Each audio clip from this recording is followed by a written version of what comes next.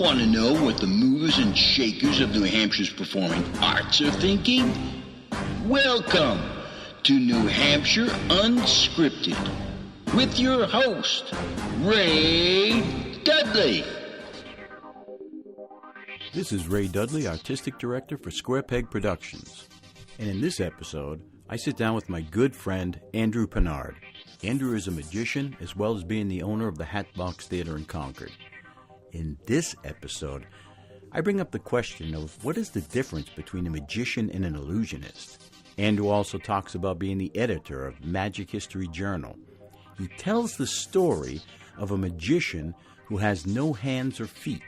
He then tells the story of a magician who can produce a block of ice from under a hat given to him by a guest. We talk about his relationship with Harry Anderson in the Three Shell Game. And then we talk about the man who fooled Houdini. And lastly, we talk about what a great success the Hatbox Theater has been to the performing arts community in New Hampshire. Mr. Andrew Pinard, thanks for being here. Thanks, Ray. Great to be here. I wanted to talk magic today, and then maybe we'll get into a little bit about the Hatbox. But I thought I'm really enamored with what you do in that whole field of magic. Speaking of magic, happy birthday. Thank you. Magic. So on my way in, I was wondering about, is there a difference between a magician and an illusionist, or are those synonymous titles? There's probably a big contingency of people who think that they're substantially different. The basic distinction is that illusionists push boxes around and magicians don't have to do that. It's really a matter of scale. You know, an illusionist, if you think about it, it really pertains to either optical illusions or perceptual illusions. But frankly, life is an illusion in some ways. So, you know, I don't really draw a distinction. I don't really consider myself a magician. I'm a performer who happens to use magic as a vehicle. So, yeah, because I can't do magic. I mean, really, all I can do is help you see what magic might look like if it were real. Okay, so that's interesting perspective. And you say that in your shows, too. You make a very clear distinction about, because the name of your show is Discovering Magic, correct? Yes, that's one of the shows that I do. That's kind of my sleight of hand, 90-minute to 2-hour kind of exploration of what magic is and why I like magic and celebrate the way that human beings see the world and how we can perceive magic to begin with.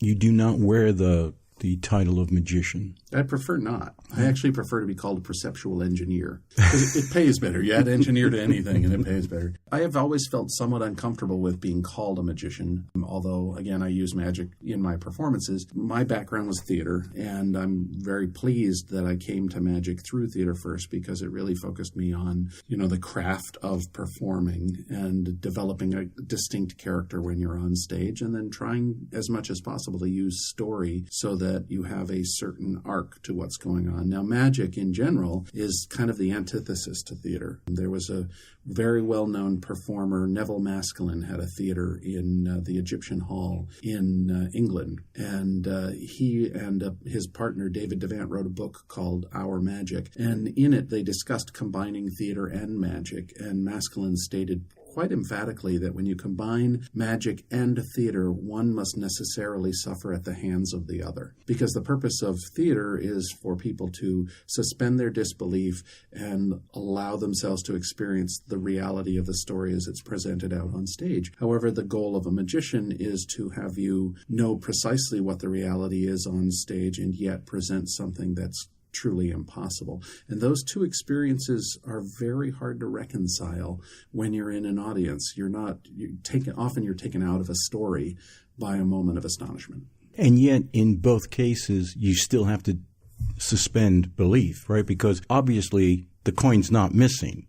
You know that. And I have to pretend it has actually gone somewhere or... Well, that's a very good question. Are you pretending or are you convinced by your perceptions, by what you see? And really, again, magic is about convincing you that what you see is what's actually happening. It's not so much about asking you to just pretend that it's not there. Because if that was the case, I would never have to make a coin vanish. I would just hold it in my hand, I'd close my hand, and I'd go, it's gone. And you would go... I would believe it. Oh, well, you're a lovely audience member, and you can come to any of my shows all the time. Great. Okay, so you brought up theater, your trip from theater to magic. Why don't you take us on that road? Let's go way back and talk about your theater life and then how you went down that river and ended up on a tributary into magic. How'd that all happen?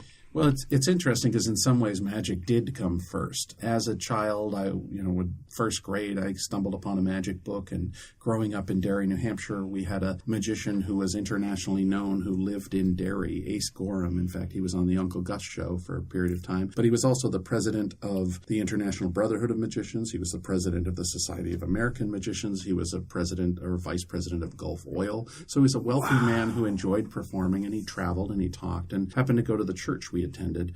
And so I had seen one of his shows and was fascinated by it. And as a young boy, kids don't have control over pretty much any aspect of their lives. They're told what to do from the moment they wake up till the moment they go to bed. And I stumbled upon this kind of idea of magic. And you go to the local library and you can pick up books on magic and sign them out. And so that kind of gives you a sense that you have some control over the world. So my first show was really in the second grade. I did a school assembly at the Derry Village School and read somebody's mind, actually read the entire audience's mind. They all came up with a number in their collective heads while I was outside of the room, and a member of the audience came up, sat on stage. They put their fingertips on the sides of my temples, and after a moment of consideration, and having them think of the number, I said the number out loud and got gasps from everybody, and so that was pretty fascinating. But I was interested in magic for a couple of years, and then I got out of it. In the fifth grade, I started studying music and theater rather extensively. Music became something I went on to study at college and eventually got a degree in, but I also did theater, beginning in the seventh grade. And after a while, once you start being able to do more and more social things, magic is by its nature not a particularly social endeavor. When you're learning magic, you spend a lot of time on your own practicing and reading and studying and things of that nature. And girls, and so I started doing theater and they were girls. So why would I want to play with a deck of cards when I could hang out with girls? And that's what I did.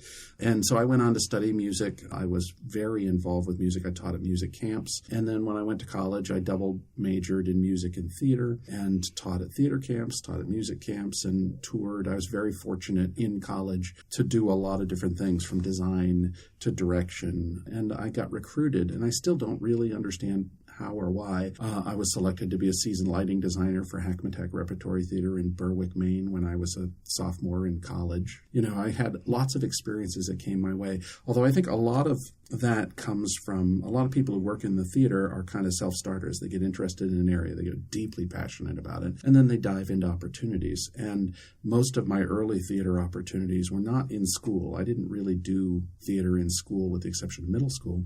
My parents moved from Derry to Epsom, New Hampshire, and I got involved with a town band in Epsom, which is where we were living. And one of the guys in the town band who sat next to me playing trumpet happened to do theater, and he's a fairly local-known community theater person and became known for a lot more. Mal Cameron, who worked at the planetarium right here in Concord for years and years and years, and you can still hear him on NHPR. But his father was a professional magician. So he loaned me some of his dad's books, and he invited me to audition for a local community theater group, and I got a lead role at 16, and I played probably another half a dozen lead roles in 3 years for this community theater group. And again, community theater is different than professional theater in that everybody pretty much does everything. Everybody kind of picks up, helps, they build the sets, they transport stuff, they work on the lighting, the costumes, all that stuff is done by everybody.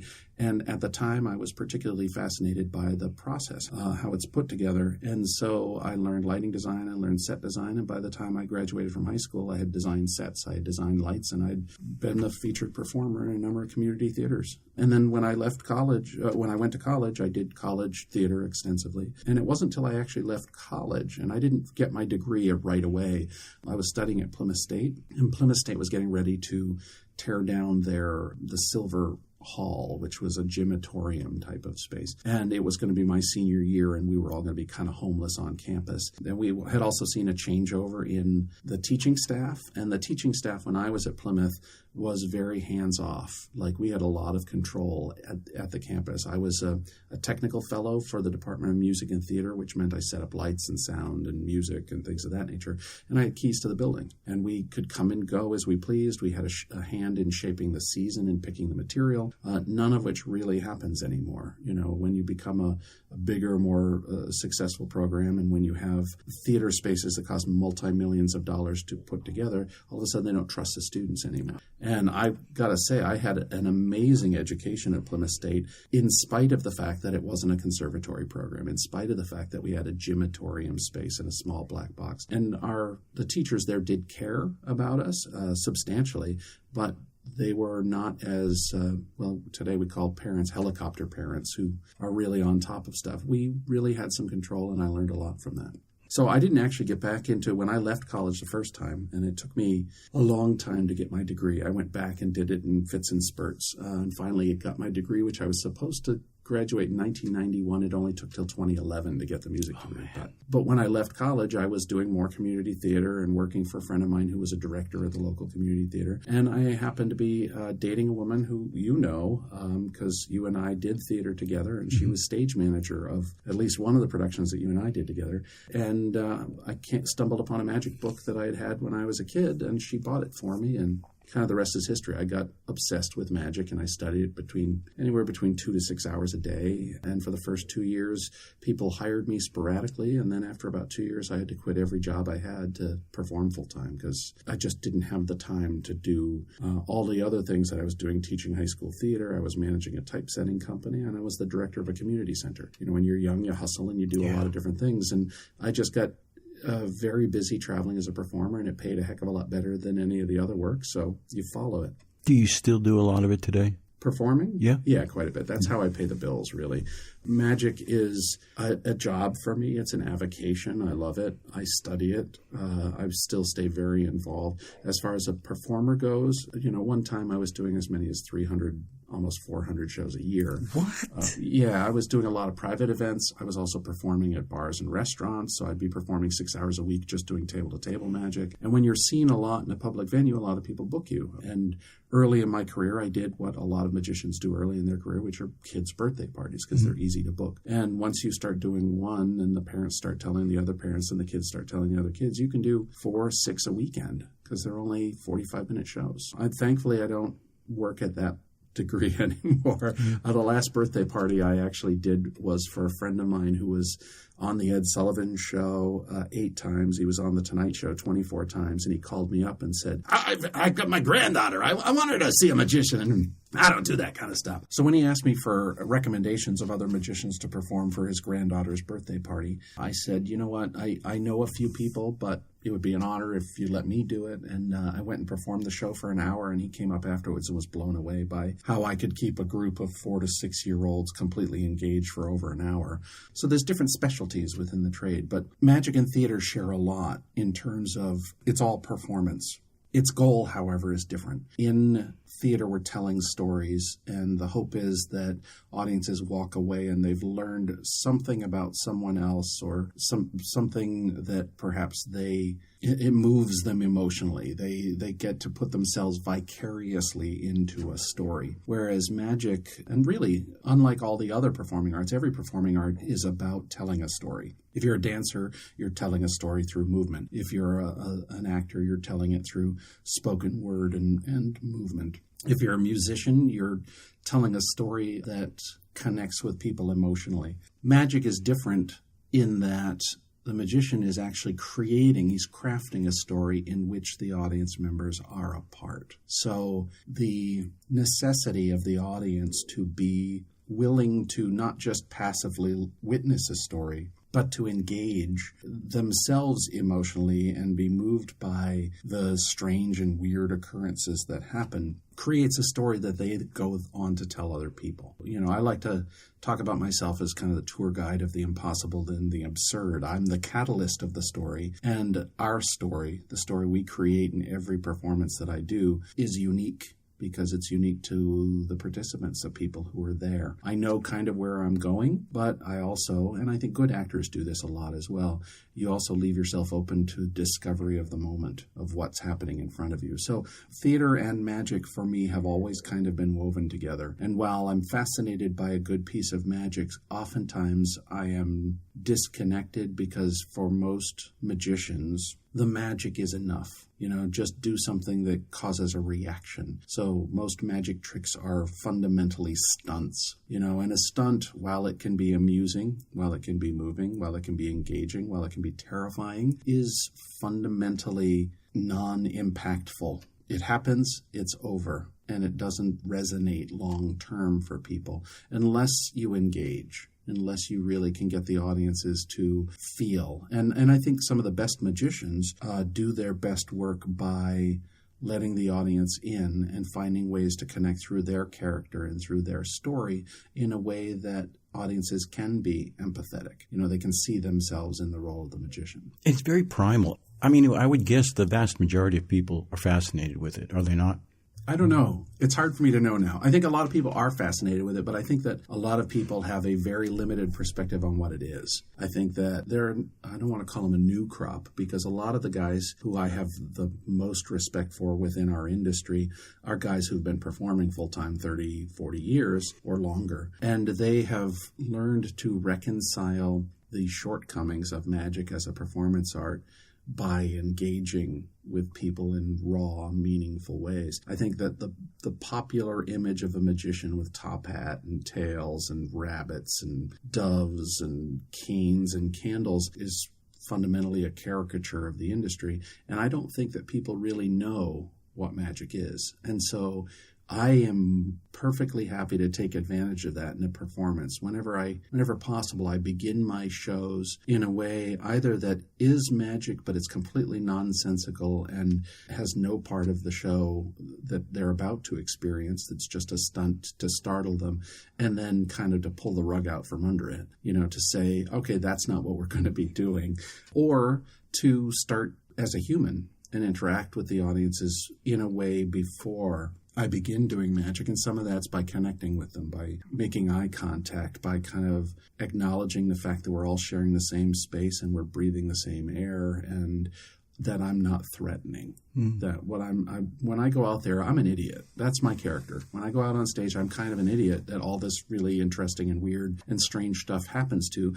And while I have areas of expertise that I'm interested in, like con games and the shell game and things of that nature, I don't ever really try to take the perspective that I have mystical powers, or I'm in charge, or I'm smarter than everybody. I'm not. And so when stuff happens that's unexpected, I like to be as responsive or not more responsive than the audience, because I'm surprised along with them. It's much easier to bring people together in a circle if you're being one of them. But if you decide to take that standpoint of, oh, I'm impressive and I'm smart, and whereas I think Jerry Seinfeld told this on the, look, here's a quarter, it's gone, you're an idiot, which is kind of unfortunately how a lot of magicians do. And I'm not talking down on other magicians. I think it's like any other phase of development. We all go through certain phases of our interest levels, and some of us transcend each level as we need to become a better performer. My first magic show as an adult was really an embarrassment. I have friends who are incredibly indulgent in my fascination with magic, and I did like 60 tricks in 60 minutes. It was terrible. It was awful. I was subjecting them to magic. And yet, at no point was I respecting the experience of magic in a way that people could have a breather. Some of my best work by actors are not when they're on stage saying something or moving. It's when they're on stage still and breathing and they're listening. Great point. They're reflecting their moment. And that's when people draw in. I think I have a lot of influences in my magic, and most of them are not magicians. One of my biggest influences in magic is a man by the name of Avner the Eccentric. He was a mime. He is a mime and clown, and in some instances magician. And I've known Avner for years. He was the Jewel in Romancing the Stone, like the Jewel of the Nile, the movie. He played the Jewel. And he's a wonderful physical performer, and he does workshops on clowning. And one of his big things is about breathing, that if you hold your breath, audiences will hold it with you.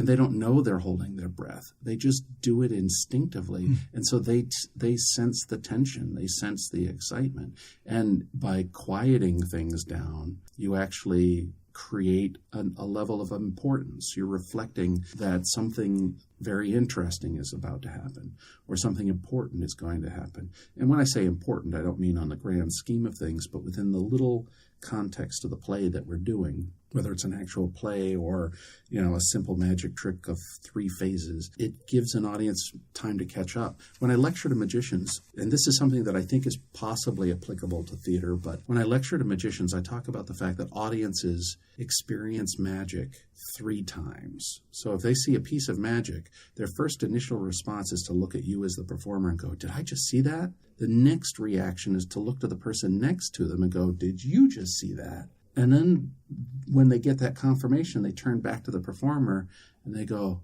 I did see that.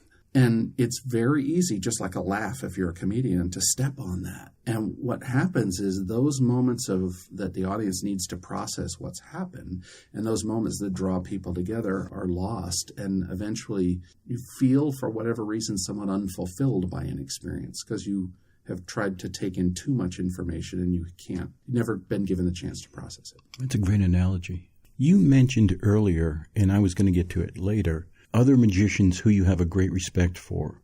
And recently on Facebook, you've been posting about some of them that have been passing away. Could you name some of them and then tell why you have such great respect for them individually? What was it about, I don't know, it's their work ethic or their whatever it was that really drove you to have the respect for those people? Sure. A lot of the people that I consider my mentors, several of them I've never met. I've learned through books. I've learned through film. I've been able to see their work and study them from afar. I've been very fortunate in what I do to meet a lot of the people that I've learned from and whose work has inspired me. And in the last couple of years, we've lost a lot of people in the magic industry. Ricky Jay just passed away, and while I was not a friend of Ricky Jay's, we have met once before. We sat side by side at a conference. I'm the editor of Magic History Journal, and Ricky had a huge fascination for magic history, and as a performer, he took no prisoners. He went out there. He was almost combative with audiences. This is what you're going to see. You're not going to believe you're going to see it. I'm going to do it anyways, and you're going to like it. And they did. And Ricky was a scholar. He studied strange and unusual people who did things interesting. He published a whole book that nobody will be able to read except for magicians, because there were very limited amount of these books published, on a magician and artist by the name of Matthew Buchinger. And Buchinger had no arms, had no hands, had no feet, and yet he fathered a large number of children. We're talking 20 plus. He would perform magic tricks, and he would create the finest of art. He would write the Lord's Prayer, for example, in letters so small you can't really see it without a magnifying glass. And yet he had no hands, he had no feet. And he sold his work all around Europe. He performed before crowned royalty, not because he was disabled, but because he had other abilities, other attributes, and a capacity that belied the challenges that were in front of him. And Ricky was a chronicler of this. Learned Men and Fireproof Women, Learned Pigs and Fireproof Women is one of the books that he published. And it really looked at the people who, for whatever reason, make a mark in the world that's unique, that has never been seen before. And he was fascinated by that. So Ricky Jay was somebody who I knew from afar and whose work I admired. And I only got to meet him once, and again through one of these magic history conferences that I'm involved with. But most recently, Johnny Thompson passed away. And Johnny Thompson, again, most people probably have never seen him and never heard of him, but if you've ever seen a magician in the 21st century now, in the latter part of the 20th century, almost all of them have been influenced by Johnny. Johnny did an act called the Great Thompsonian Company. It was a parody of a magic act. He came out as a tuxedo and tails, and he had medals, and he would produce birds, but he was a pompous ass who took himself way too seriously, and his assistant was a gum-snapping bimbo Vegas showgirl who didn't take any of it seriously. And they had this classic kind of battle on stage. He would be sneering at her, and then she would one-up him on stage. But that was his act, and that's what he toured around the world with. He performed everywhere. I mean, everywhere. He's been on television. He's been on cruise ships. He's been on just everywhere. But Johnny was a consummate student of magic. He was an accomplished, we refer to him as, or did, as the general practitioner of magic. He performed in every venue. He didn't just do the Thompson act. He also did trade shows. He did private parties and events. He worked resorts. Anywhere he could make a buck doing magic, he did. And he was a student of magic, and he was also around at a time when some of the earlier greats, we've had a series of greats that have passed away. Like I said, I was influenced by some people who I've never met. Al Baker was one, and Al Baker, passed away before I was even born, but he had an enormous impact on people. Johnny studied the work of Dai Vernon and Charlie Miller, who were previous greats. Again, people, unless you study magic, you wouldn't know these names. Johnny kind of picked up the torch and kept moving forward. And most recently, when I say most recently, Johnny has also been a consultant to pretty much every major act. If you've heard of Lance Burton, who was multi-million-dollar performer at the Tropicana Hotel and other hotels in Vegas, Johnny taught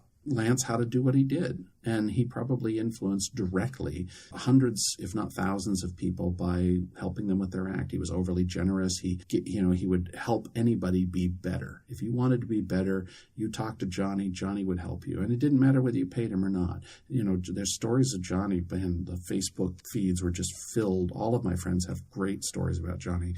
He would be at a convention, and some kid would come up and say, "Can you tell me where I should go to learn about doves?" "Oh, where do you live, kid?" "Oh, I live just south of Las Vegas." "Oh, come on over the house. I'll teach you." And he did. And then he wouldn't accept a penny from this kid. He was just trying to help and trying to give back. Now, Johnny was not always the easiest person to work with. He was very opinionated. He had very particular ideas about how magic should be presented and how one interacts with audiences, and also the honest side of magic. He was also very much a skeptic. He was very much in favor of letting audiences in on the joke. These are tricks. I work very hard to do something you can't see so that you can experience something. And it's like any other job. We all work hard, but I'm not going to come and tell you that I have supernatural abilities and things of that nature. And he worked for some people as a consultant that he had challenges with, and he left their position. He left working for them. He could have used the money, I'm sure, but he left on principle, that he didn't like the work that they were doing. He didn't like the approach they were taking, and so he left. I had a great opportunity to interview Johnny for about 2 hours I was involved with a kind of a 60 minutes of magic. It was a television show that had different segments, and my segment was called Continuum. And I interviewed performers who were past their major years of performing that had a lot to impart in terms of magic. And Johnny was one of these people I interviewed, and we spent about 2 hours talking to get about 36 minutes that we actually ended up airing. But again, he was warm, genuine, generous. Eugene Berger, another performer that almost nobody's ever seen unless you follow magic. Gene wrote probably a dozen, maybe 15 books on magic. He studied philosophy. He also studied religion in college. And he didn't become a full-time magician until the age of 39, which is very old for that type of a thing. And he went on to become a major mover and shaker in how to present magic in a certain way. He didn't really invent anything, yet he published book after book after book about ways to take somebody else's trick and improve on it and to do better. And Gene had learned that from Don Allen, who was another magician that I learned from. So there's no shortage of people that I could share with you who have been a significant influence on my life. The ones that I mostly take those stories away from are the ones that seem to tie into my personal experiences as a performer in the theater world. I don't want to forget, so I want to get it in here now. Can you tell us about Harry Anderson and your connection there? Yeah, Harry, I never got to meet, I think I did meet Harry Anderson, now that I think about it. Early on in my years as a magician, in the late 80s, early 90s, I used to go to a magic convention, Hank Lee's Cape Cod Conclave. It doesn't exist anymore. And I got to meet a lot of really great performers there. And at the same time, I had started a magic shop, and so guys wanted to come and perform. I got to see Harry and his wife perform at one of these early conventions, and we likely met then, but it wasn't really till later on, back in the early 2000s, I developed, in the late 90s, I developed a fascination for the three-shell game, which is a con game with 3 shells, 1 pea, and you mix them up and you bet. And, it looks like it's a game, and it is a game of sorts, but it's all fixed. You cannot win this game. And Harry had presented in one of his television specials the 3-shell game entirely to music. It was a beautiful, composed piece where he just took this guy's money. And when I started making shells for the 3-shell game, and I sent them off to a number of people whose work I admired and people who had influenced me in the shell game work. And I sent a set to Harry, and Harry called me, and these are wonderful, these are beautiful shells. But you know what, there's one little thing that if you wanted to do this, and I said, well, Harry, I'd love to do that. It may take me a little while. He's like, yeah, you do that. It'd be great because I would love. So, and we spent hours on the phone talking about the shell game and talking about, do you know what the original peas that the grafters used to actually make them with? Well, I'll tell you, it was a horse. I'm not going to say it because it's actually quite vile and disgusting. But Harry was very, very funny. He was very, very giving. And, for somebody who was a celebrity, he really was known for his work on Night Court. And originally he was featured on Cheers, I think was the first television show he was on. So Cheers, and then he had his own show, Night Court, and then Dave's World. And he was a celebrity. But he was a student of magic, and he was a collector of magic. He had 2 shops. He actually had a magic shop in New Orleans called Spade and Archer. He also had another magic shop that was like in his home, and then he created his own nightclub in New Orleans as a place for him and his friends to play. And it wasn't like he was being hired to work there. He was just doing it for the love of it and to be able to continue to perform. And Harry was one of the most creative and hardest working magicians I've ever met. If you want, you can go today online onto YouTube and look up his appearances on Saturday Night Live. He did some amazing, really brilliant pieces of theater that used magic to communicate. Like I said, Harry, whenever I called Harry, he'd pick up his phone. He didn't have somebody answering the phone for him. I had his number. He would answer the phone. Harry, when he was young, he was a street performer, and he performed in the streets of San Francisco and other cities doing street magic, and that's where he honed his character. And he was a member of a group called the LeftHanded League, which was a bunch of magicians and comedians who were left-handed. And so the group consisted of Harry Anderson, Turk Pipkin, who's an internationally renowned speaker and artist now, but you can see Turk in some of Harry's early specials. Martin Lewis, who was a second-generation magician. Mike Caveney, who is now one of the foremost magic scholars on magic history in the world and probably has one of the largest collections of magic history in the world. And Jay Johnson, the ventriloquist. And they used to stage shows together early on in their development of their individual characters. And each of them went on to become leaders in their own field. But like I said, Harry was a student up until the very end. In fact, one of the women I went to college with at Plymouth became the president of his fan club. And she used to, because she lived down in his neck of the woods, and she used to answer at the magic shop periodically for him.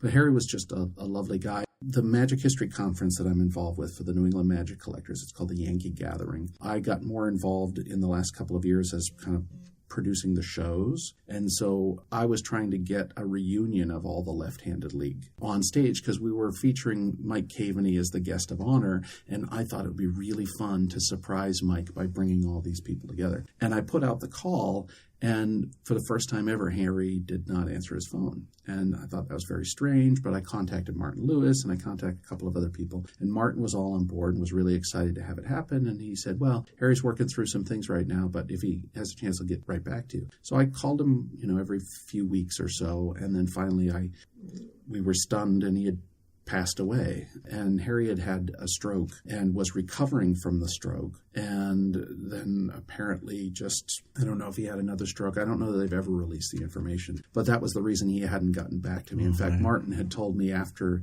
Harry died that he was aching to tell me what was going on. But everybody was Harry didn't want people to know that he was in rough shape. So it was very hard, and Mike and Martin came together, and I did hear after the fact from some of the other members. But, Harry was a substantial person in the world of popular culture Harry was a substantial person in the world of magic, and I was very fortunate to at least be able to reach out and talk with him. He gave me permission to several of his bits. A number of years ago, I wrote an original musical called Phantasmagoria Cabaret, which we staged here in Concord, actually for Concord TV as a fundraiser. And one of the bits in the show, I had some ideas of playing the mystical Milo, the mini mind reader. He was, at one point in time, Milo was a legitimate little person who would do fortune telling and read minds from the stage. But in the story of this musical, the performance troupe had gotten on hard times and they couldn't afford to print new posters, so a full-bodied person put on a body, strapped it on the neck, and so the head was the only part that was really human and the rest was... And Harry had an act, I don't remember whether it was lefty-righty or righty-lefty. It was about the one-legged tap dancer, and it was the funniest. You didn't ever get to see it because it was not particularly politically correct in lots of ways. But again, Harry was interested in the same people that Ricky Jay were interested. He was interested in people who they didn't feel they had adversity. They just had who they were. And they used it to best strength. And in fact, Harry used to do so he gave me some tips on how to work this and how to hide it.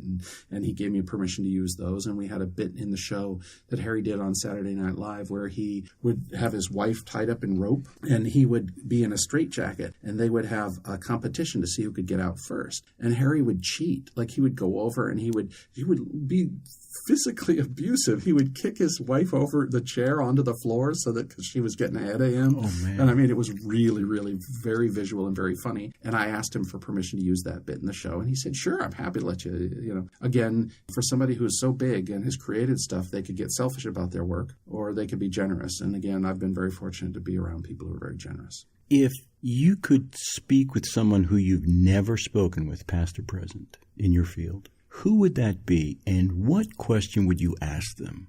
That's a hard one, because there are so many people that I would like to be able to talk with.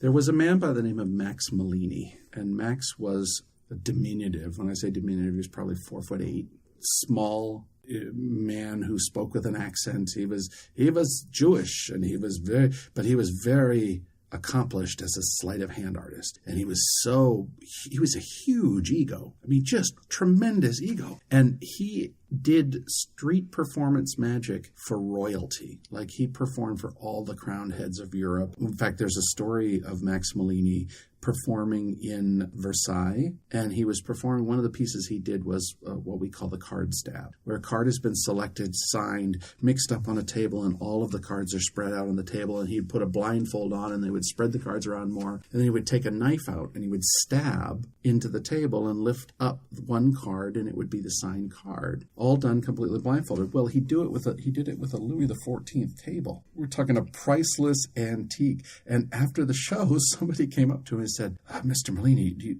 you do realize that was a priceless table. It was a Louis XIV table. To which Max Malini said, yes, and now it is more valuable because they can say, here, Max Malini stabbed right here and found my card. And he was, just a giant. He was truly a giant. And yet the only information we have of Malini, we have his ephemera, we have stories of well-known magicians who knew Max and saw Max perform, but most of Max's work is legendary and nobody knows how he did it.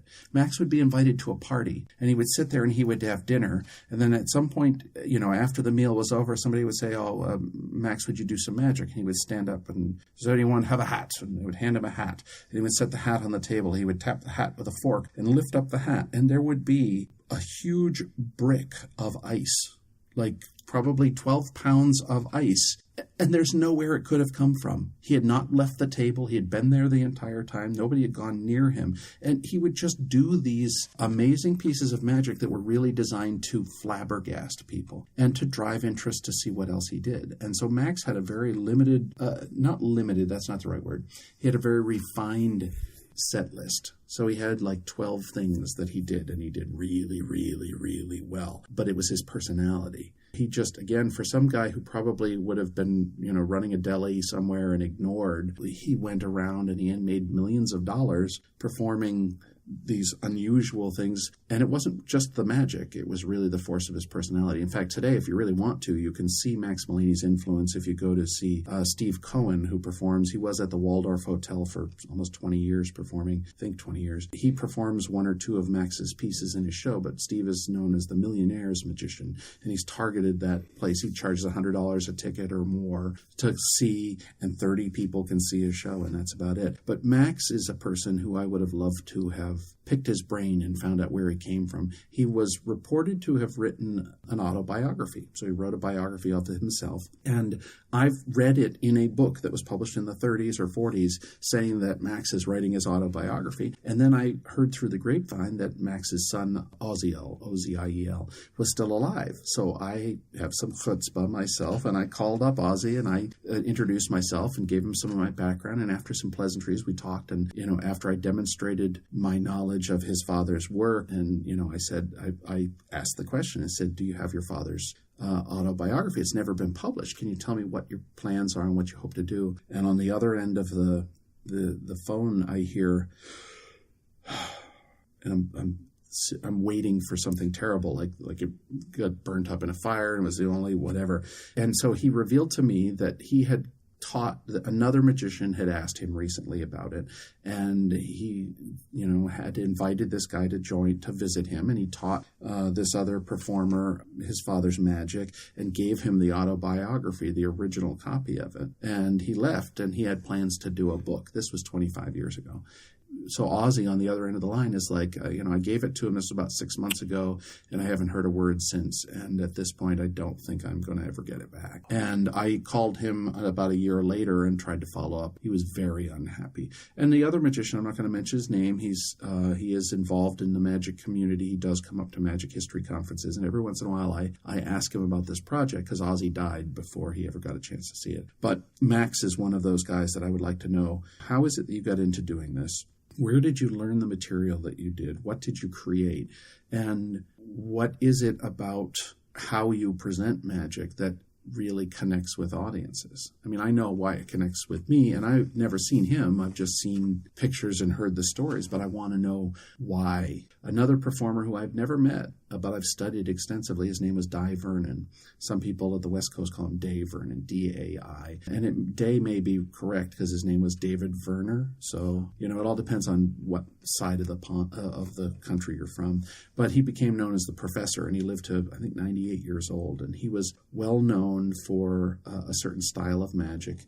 He was known as the man who fooled Houdini because he did repeatedly. Like Houdini used to proclaim that he couldn't be fooled by anybody, especially if they did it 3 times for him. He could tell them exactly how everything worked. And Vernon used what Houdini knew against him. And he did something that Houdini would never have believed that somebody would have the chutzpah to do, which was to use, a gimmicked piece of equipment that Houdini would just say, you would never do this. And this person never uses these things, so it can't be that, so it's got to be something else. And he fooled him to the point where Bess Houdini had to haul Houdini away out of the room. But Vernon wrote a book on Max Malini and his magic, and Vernon got most of it wrong. But yet he's incredibly well loved in the magic community, and Johnny Thompson was a student of Dai Vernon. And so I've never met Dai Vernon. I never had that opportunity. I'm an East Coast guy, and Dai, at the time when I had the opportunity, I would have had to go to the Magic Castle. Doug Henning was a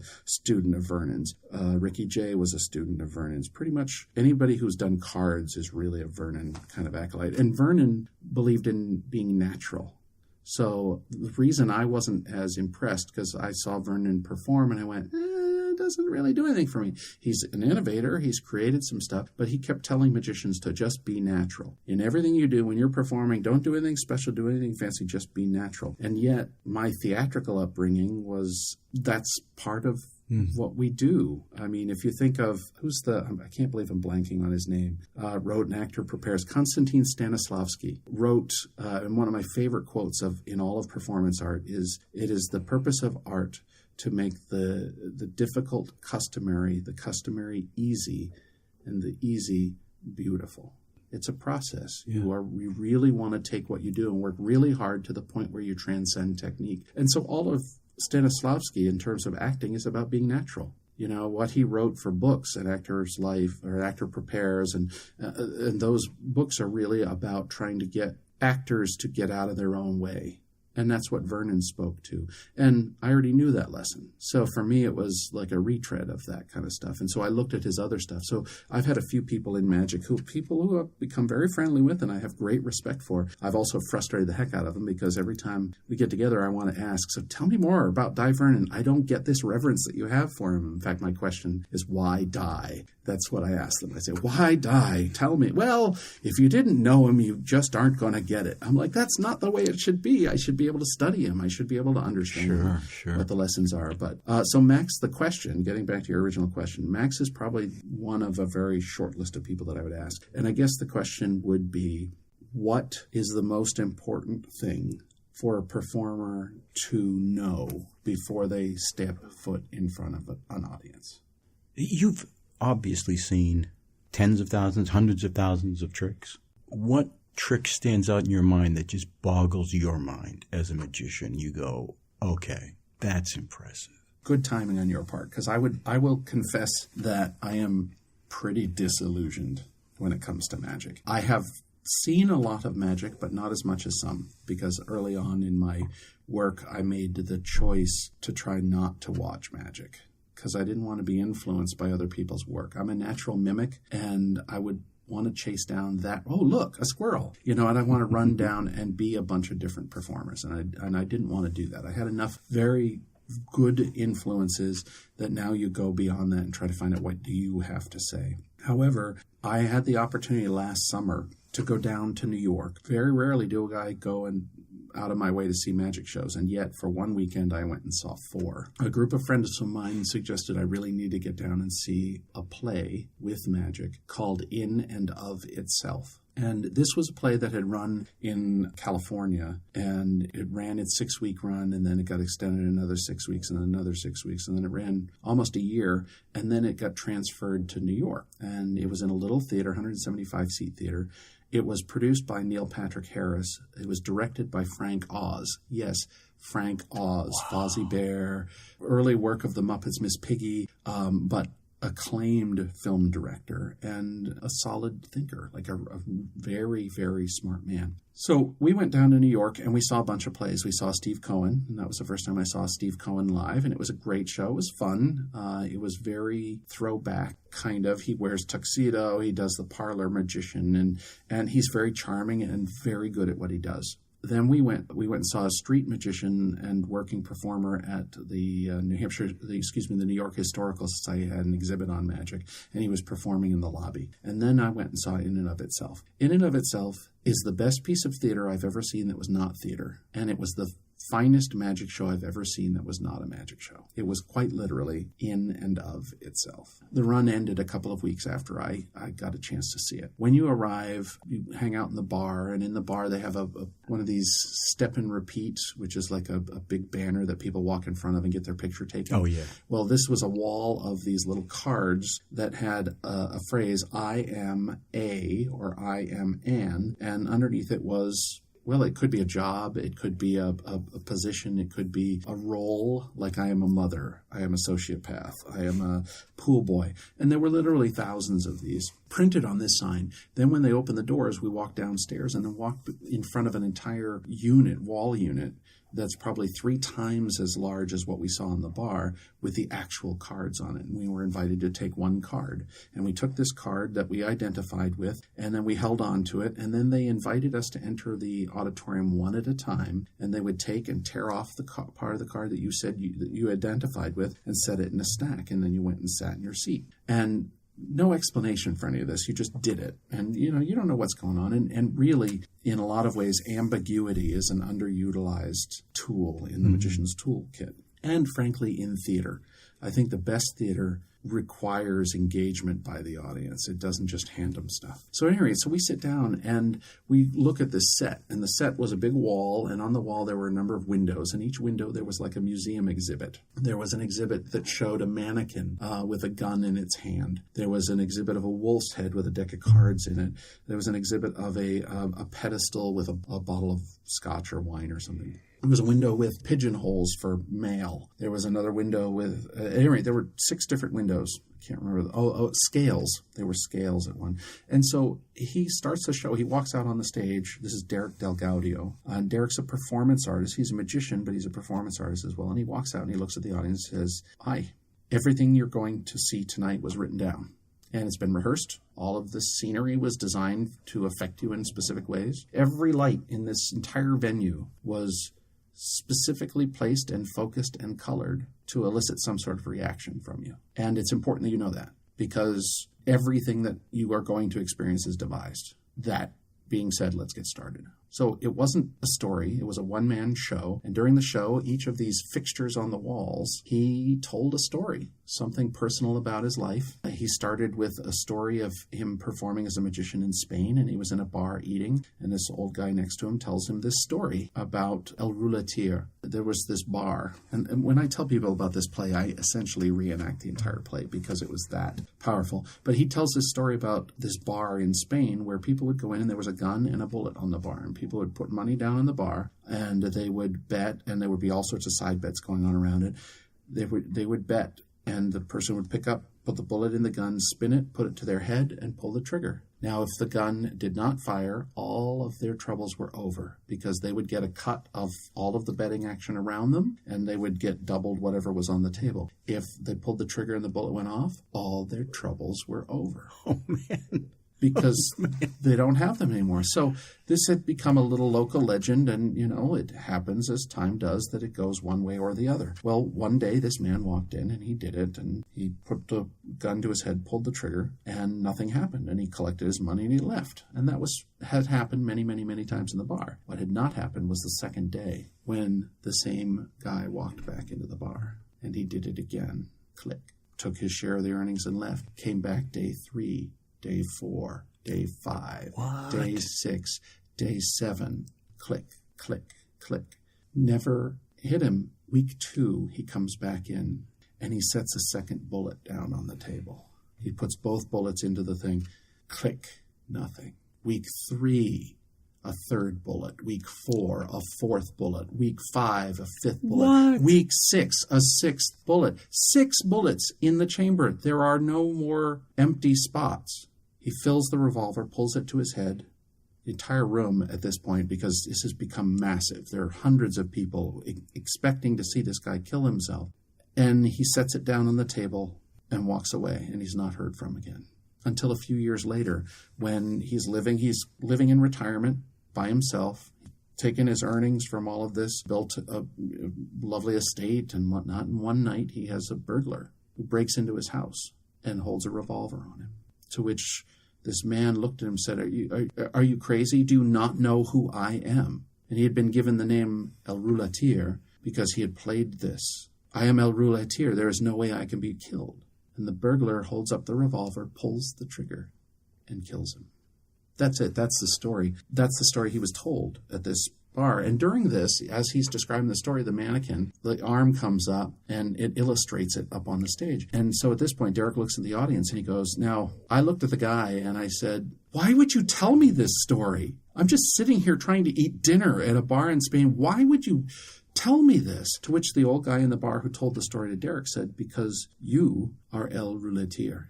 And he picked up his stuff and he left. Derek didn't see him again. He's gone. And this plagued Derek. And throughout his life, he's trying to figure out, why did this guy call me this? How is it that I am this person? And so during the course of this show, and this was all musically scored by Mark Mothersbaugh, who was in Devo, who scored dozens of films, and he did I always say this, he did the music for Rugrats. He and his brother, amazing composer.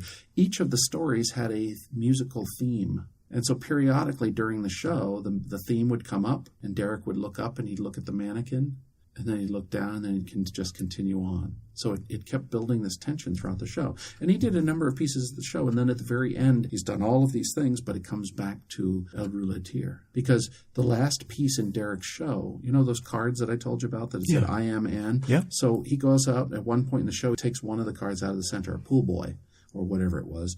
The day I was there, it was a pool boy.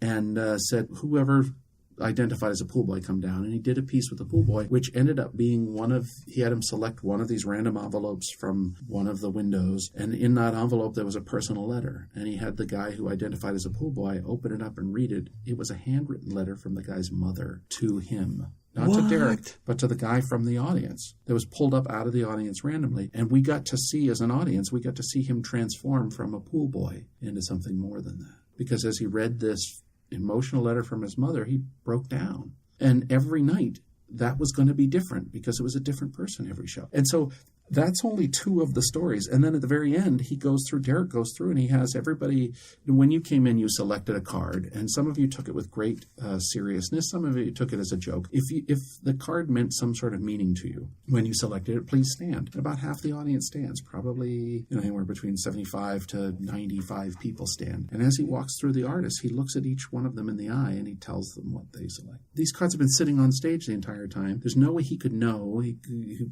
I have no idea how this works. He told everybody all of this, and at the end he says, now I can tell all of you who you are because of who you have identified with, but as you can see, you're all more than that. Just as Bill was more than a pool boy, you are all more than that. I, however, realize I am El Rouletier. And he takes his hand and he raises it to his temple, and he pulls his finger, and you hear a shot, and the lights go dark, and then they immediately come up. And when they come up, you hear this huge bang in the dark. And when they come up, he's still standing on there on stage. He's fine. But when you turn around and you look at the stage, all of the windows that were on stage, they aren't there anymore. They're all posters that have fallen down onto the floor in front. It's an amazing, startling, just transformation that, we know there's a trick, but it doesn't matter there's a trick because each of these stories, are they real or are they not? But you asked me about, are there pieces of magic that he did in his show? Yeah, all of them. There was one piece in particular that I don't know how it is done. I don't want to know how it's done. I have an idea how it might be done, but it meant much more as a concept. There was a philosopher who wrote Ceci n'est un pipe, which is this is not a pipe, but it's a picture of a pipe. It's a kind of a puzzle mind game. When you say this is not a pipe, but it is a pipe, what is it? Well, he has a piece called This Is Not a Brick. And so one of the windows had a brick in it, and it was smashing through a window. It's a gold brick. And he comes out and he tells a story about his life, about this brick, and how when he was a boy, his father left them, and his mother got into a relationship with a woman. And when he was in elementary school, he was bullied because his family was different. And one night when he was sleeping, a brick was thrown through his window in the middle of the night and terrorized the family. And so now he tells this whole story about the brick. Well, I've had the brick painted gold, just spray painted. It's not real gold or anything, but I've had it painted gold to kind of remind me of the fact that, you can choose in this world to hate and to destroy, or you can choose to build and grow. And I keep it as a reminder. He sets it down on his table. Then he has done a bunch of card tricks, but as he's telling this story, he starts to build a card castle around it. So he's kind of all these cards stacked up, and it completely obscures you from view. And he stands to the end of the table and he blows. All the cards just go and collapse flat on the table. The brick. He's on stage. He's 6-8 feet away from me, has vanished. But it hasn't just vanished, because you can't just vanish something and not have it return. That's theatrically unsatisfying. So he says, that brick means something to you now in the way it means to me. However, if you go to, name a street, name an intersecting street in New York, so Lexington and 45th or whatever. If you go to the corner at Lexington 45th right now, on the corner of the street, you will see a gold brick, this gold brick, sitting on the street right on the edge of the curb. Please, after the show, feel free to go and visit it, take pictures, leave it there, because there are thousands, tens of thousands of people walking by that brick who have no idea what it means, and yet you and I know what it means. And while this is a brick, it's not a brick. And so it's storytelling of the rarest form. It's magic that's not meant to fool, but it does, but it has a higher meaning. Now, I am nowhere near that level. As a performer, there's lots that I'm content to do just to do it, just for the reactions. But that moment when the brick, when the cards collapsed, is a moment of magic so perfect because it's so elegantly tied into storytelling and meaning that at the moment that vanished, I did not want to do magic anymore. I walked out of the theater going, I have seen perfection. I don't need to see it. I don't want to know it. Anything I do after this fact is going to feel disappointing in comparison. That was my initial response. And then we got in the car afterwards. We went to see David Blaine finish his world tour in Brooklyn, New York, in his hometown, and I got to see him hold his breath for 10 minutes underwater live on stage. Again, completely shocking difference. I don't know how he did it, except he did it. That's sometimes what you have to do is it's not magic, it's just something you do. Yeah. Something becomes so impossible looking because no one would believe, and this is really a lesson in magic. If you want to learn a lesson in magic, magic is all about assumptions, using what people know against them. And just like Max Malini producing a block of ice, I can only assume he had that block of ice on him for the entire time. But to have that level of commitment to hold a piece of ice in the off chance that somebody might ask him to do something and then to produce it is a level of commitment, just like an athlete who breaks records. The amount of hours that it takes to develop the technique and the commitment and the pain and the suffering and the sacrifice that you have to do to be able to do something special, to create a moment of astonishment, whether it's real or pretend, is something truly beautiful and something that can be very inspiring for those of us who maybe don't feel like we have a life that might be inspiring to others. Nobody knows what we suffer through. Nobody knows what choices we've made in our lives and how we've had to suffer by those choices. And lots of people give up. So who do we look for? We look for the exceptional ones. And unfortunately, the exceptional ones suffer more. This is everything I had hoped it would be. Well, thanks. It's stuff I love to talk about. It's stuff that's hard sometimes. I knew it would be. I have so many more questions, but I want to have you back because I want to take the time to really go through it all. I want to give you an opportunity to talk about Hatbox. How are things going? And you just recently had pitch night. We had pitch night 2019. We were programming for our 5th season, which is hard to believe. 5 years already. Yeah, we haven't been there 5 years. It's just a weird vagary of the way seasons are programmed. Our first season would have been 15-16, but we didn't open till 16. So we had a half season. So that was our first season. So our second season was our first full season and how the math works. But yeah, our season's coming up September 1st. We had 44 different groups pitch for the space. Nice. Hatbox, for those of you who don't know, Hatbox was modeled on the Players Ring in Portsmouth, New Hampshire, in that it's a cooperative theater that goes through a competitive process for its programming. So people come, they show up, they tell what they want to do in a space for 2 minutes, and after that, all of the review team gets together and they review the scripts, they review the projects, and they try to program a season out of it. And people who get selected for the season get 60% of the revenue, and Hatbox provides the space, the equipment, most of the equipment, publicity assistance, box office personnel, all of that kind of stuff. And, the goal is to create a cooperative venue for people to explore and to create and to play in a way that facilitates perhaps more risk. Right now, if you want to rent a theater to do your pet project, it costs a lot of money. And it's very risky. There's no guarantee that you're going to be able to make enough money back from the ticket sales. It also is problematic in that you may not have all of the technical skills to do what you want to do. So Hatbox is kind of, and the Players Ring serve kind of as an intermediary. We provide some of the resources. We provide some of the training if you need it. We do monthly training workshops on a variety of stuff. I just did one on lighting design and how to tell story through light and how lighting impacts the emotional content of scenes and can affect rhythm and stuff like that. But really, Hatbox is a place to play. And we've been very fortunate. Since we've opened, we've had almost 600 performances. Wow. In the space and almost 17,000 people in a little 100-seat venue since we've opened. Now, we could have had a lot more people than that. We have enough capacity to have 20,000 plus a year in the space, but we also present new works. We present original plays. We present published plays, but ones that maybe are lesser known, such as a wonderful play that you were in called True, produced by Square Peg. You guys really missed it. Ray, the work you did on that was magic of the highest order. Thank you. Ray really transformed on stage and became Truman Capote. He didn't exist. He was not there as an actor. He embodied Truman Capote in a way that really makes me want to cry right now thinking about it. It was just so beautiful. Thank you. But that's the whole point of our space, is to give a place to people to have an opportunity to explore things that they wouldn't necessarily have the opportunity. As a working actor, whether you're doing it professionally or as an avocation, you're kind of at the mercy of whoever chooses to produce work. So there's lots of community theaters that are putting on shows, but most of those serve bigger masters. We have to sell X amount of tickets to make sure it works and things of that nature. And the nice thing about places like the Players Ring and the Hatbox is that we have an opportunity to serve the artists as well as the audiences. And so we want everybody to kind of come together and make it happen. And we've been very fortunate. We've been there. We're about to sign a lease for another 3 years there in the space, which is great. And we have lots of stuff, but we also have we're all about live performance. Most of what we do are plays. We do have musicals in there from time to time. We actually just had auditions for 25th Annual Putnam County Spelling Bee. Oh, I saw that. In July. I had a really great turnout for that. About 40 people showed up for auditions, which was great for 6 or 7 parts. But we also have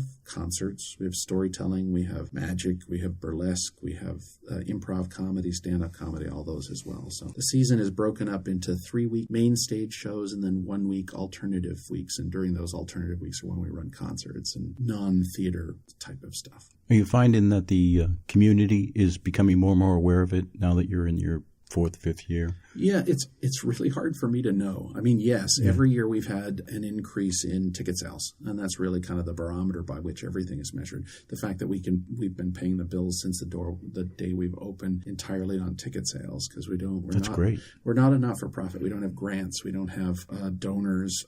We do have members who buy subscriptions. They're basically buying discounts to tickets, and we do, so that helps us a little bit with overhead, and we sell concessions and stuff like that. But, most of what we do is really from the ticket sales. When you go to a large not-for-profit theater, they often come out and say, your ticket sales only account for 10% of our expenses, kind of thing. That's not the case in Hatbox. We've given away almost $200,000 to the production companies so far who have used the space. And we've had some really great experiences. Yeah, I know. The community at large has embraced us. In Concord's an interesting location because it's essentially 3 cities. There's the municipal part of Concord where the base of state government is, downtown Concord, where the State House is. There's Pennacook, which is the village north of Concord, and then you have the Heights, which is where Hatbox is. It's across the river. And getting some people across the river to the theater can be challenging. But in general, the community has been great as far as ticket goers. When somebody comes to see a show at Hatbox, they come back and see 8 more. On an average, that's what happens. That's an incredible number. Yeah. It's remarkable that people are coming out for live experiences that often. Part of it is we try to keep it very affordable. The highest ticket price right now is $17. So, I mean, if you want to come a number of times, you can. It's not much more expensive than a dinner out or even the movies. It's probably cheaper than the movies if you consider concessions in it right now. But the artistic community has been even more embracing. I mean, this pitch, we had the actor-singers from Nashua pitched something. They did? Yeah. I mean, the fact that people from Nashua would want to come to Concord to produce a show is remarkable. We've had people produce shows from the Seacoast. We've had people produce shows from up near your neck of the woods, Gilmanton, Guilford, up in that neck of the woods. We've had people from western New Hampshire, out near Keene, who have come and done shows at the Hatbox. So it's a pretty special space. I am admittedly biased because I think it's a nice venue to work in, but it's different than a lot of performance arts venues that your listeners may have gone to that are more proscenium type of base where you're I love it. I love the picture Hatbox. Frame. I like to be surrounded by people. So intimate. I love it. In fact, our last one, we had 43 in-person pitches and one that got pitched outside of that, but we were done with about an hour and a half. Everybody was very efficient with their pitches. They provide us with a packet of information and copies of their scripts and things of that nature, supportive material that we dig through later. But the purpose of the pitch night is to kind of give us a taste of who you are and what you want to do. It kind of reveals a certain amount of the passion that you have for the project. Yeah. It reveals about your preparation skills, and we don't choose based on your pitch. The pitch is a way to just give one more piece of the puzzle that helps us evaluate whether you're ready to be part of our season. And it's deliberately a competitive process because I think that it's important for artists to know what others are doing in the community and also what level of capability that they do it at. And my hope is, and you've been a really great supporter, you've come and seen a lot of shows at the Hatbox, and for that we thank you.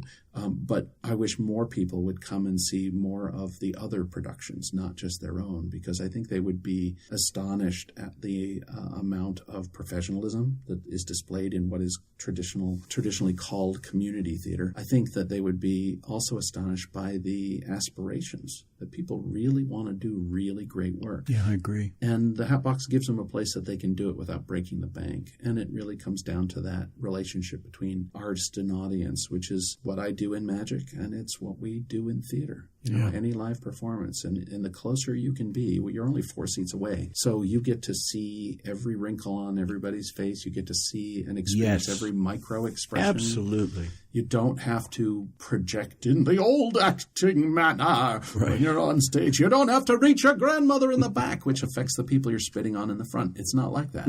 You can really exist in the Hatbox. You don't have to act. You can exist. You can inhabit the characters. And the most successful productions have embraced that. We had one group who started to load in a show, and they brought in microphones with them. And I said, what are these? We're going to add mics to all of our singers. I'm like, no, you're not. You have a choice. That's crazy. You can put them back in the car now and have that be the only gear that leaves the building right now, or you can take the rest of your gear and take it back outside and not put the show on, because it's unnecessary. When it comes to musicals, and we've had a number of musicals in the space, one of the things that most audiences don't get to see when it comes to musicals now, or get to experience, is the sound of the human voice unamplified. There's so much warmth and rich nuance that comes from listening to someone sing in air as opposed to through speaker. And in the Hatbox, we have a really nice acoustical setting, so it works very well from that perspective. And I think audiences are startled and delighted by the fact that there's not this wall of sound that's coming at them. They experience things from different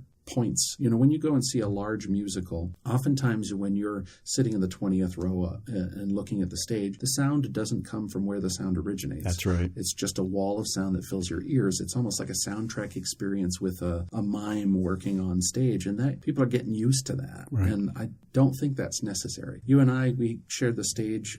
We did Jesus Christ Superstar back in the early 1990s, and I believe we were mic'd for that, although it's been such a long time. Trying to think myself. But they didn't overfill the sound in the space, and we worked in the City Auditorium. And the nice thing is that a lot of the performance arts venues from 100 years ago weren't made for amplified sound, so you could actually go in and speak or sing and be heard in the back. But it took a certain amount you had to become accustomed to it. Just like when you go and watch Shakespeare, usually it takes me 6 or 8 minutes to get my ear. Right. Once my ear's on, then I can understand stuff, but it takes a little bit for me to get used to the patterns and the rhythm and the inflection. And the same is true when you're in any performance space. And when I travel as a performer, and that's one of the best things for me to do when I arrive at any space, is I walk into it and I try to get a sense of the room, how it sounds, how it reflects, how I'm going to be viewed. And, most of the places I play are non-traditional theater spaces, so you get what you get. So I've taken all of those thousands of performance venues that I've been in and tried to take the best lessons. And when we designed Hatbox as a space, I tried to create the best experience for performers that I would want as a performer, and also that for audiences in terms of the intimacy. Yeah, you can focus your effort, if you want to think of it from that perspective, on communicating the reality of the scene, and you can take that energy and internalize it and really listen to what's happening and be responsive. Just exist on stage and be there.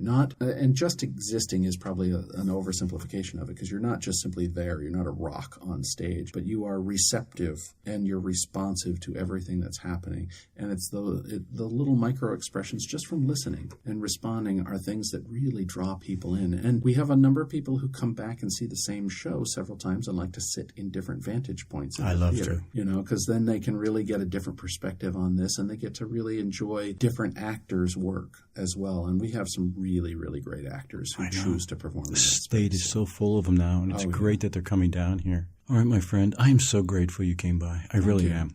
Thank you so I've been looking forward to this so much. It's just rich. Anything that we didn't touch on that you'd like to bring up? This was a lot. This was a big episode. I want to thank you, though, for doing this type of thing, because I think that oftentimes the only opportunity for audiences to get to know the actor or the performer or the producer is that 2 minutes after the show where they go, good job, really like that. And they don't get a chance to kind of dig into, what goes into it. And so I think I'm really excited about this project and what you're doing and the people people that you're going to be talking with, because I think it really does a service to the community, both for audiences and artists, of exposing people to work that they don't know. Yeah, happens. Thank you. Thank you. That's my goal. All right, buddy. Well, thank you so much. You're welcome. Thanks for listening.